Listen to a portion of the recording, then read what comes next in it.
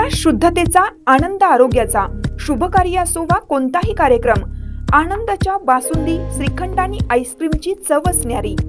आनंदाची उत्पादने आईस्क्रीम, कुल्फी, श्रीखंड, बासुंदी, दही, ताक, लस्सी, पेढे, कप, कोन आणि बरंच काही.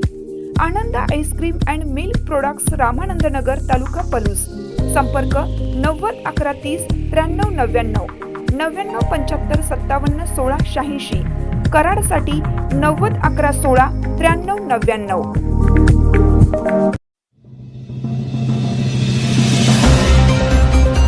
AI तंत्रज्ञान अणुबॉम्बपेक्षाही घातक, डॉक्टर अनिल पाटील यांचे प्रतिपादन. वाळवा येथे अरुण नायकवडी स्मृती पुरस्काराचे वितरण. कृत्रिम बुद्धिमत्ता अर्थात AI तंत्रज्ञान जगाला दिशा देणारे ठरेल, मात्र त्याचा वापर अत्यंत जागरूकपणे आणि समजून घेऊन केला पाहिजे, अन्यथा हे तंत्रज्ञान अणुबॉम्बपेक्षाही अधिक घातक ठरू शकतं, असे परखड मत रे शिक्षण संस्थेचे संघटक डॉक्टर अनिल पाटील यांनी व्यक्त केले. वाळवा येथे हुतात्मा उद्योग समूहाचे दिवंगत नेते अरुण नायकवडी यांच्या स्मृती दिनानिमित्त आयोजित कार्यक्रमात ते बोलत होते. यावेळी डॉक्टर अनिल पाटील यांना अरुण भैया नायकवडी स्मृती पुरस्कार प्रदान करून सन्मानित करण्यात आले. या सोहळ्यात दापोली येथील कोकण कृषी विद्यापीठमध्ये प्रथम क्रमांक पटकावल्याबद्दल वैष्णवी देवीदास इंगवले देशमुख यांनाही विशेष पुरस्कार देऊन गौरवण्यात आलं. कार्यक्रमाच्या अध्यक्षस्थानावरून बोलताना वैभव नायकवडी म्हणाले की रे शिक्षण संस्था, रयत परिवार आणि हुतात्मा परिवार यांचे 3 पिढ्यांचे जिव्हाळ्याचे संबंध आहेत. अरुण नायकवडी स्मृती पुरस्काराच्या माध्यमातून समाज उभारणीत योगदान देणाऱ्या व्यक्ती आणि संस्थांना बळ देण्याचा आमचा प्रामाणिक प्रयत्न आहे.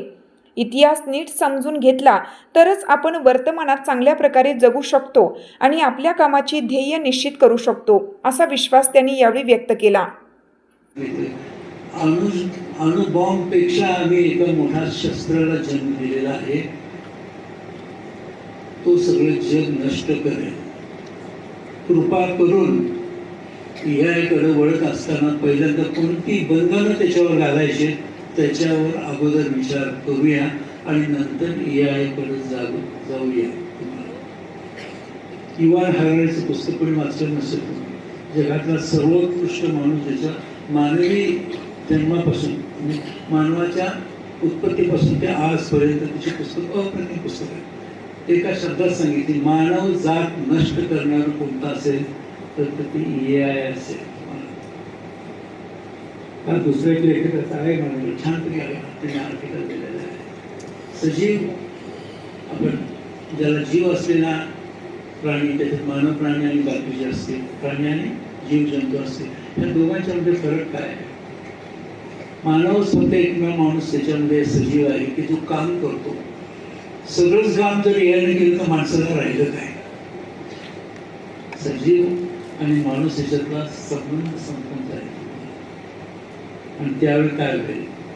आणि दुसरी सगळ्यात मोठी गोष्ट त्याचं पुढे काय होईल, काय होणार आहे देवाला माहिती. जर मला आले नसते तर महाराष्ट्र आणि UP बिहार मध्ये फरक राहिला नसता. खऱ्या अर्थानं खेड्यापाड्यामध्ये, डोंगरदऱ्यामध्ये, अविकसित भागामध्ये गोरगरिबांच्या झोपडीपर्यंत शिक्षण पोहोचवायचं काम हे कर्मवीर अण्णांनी केलेलं आहे.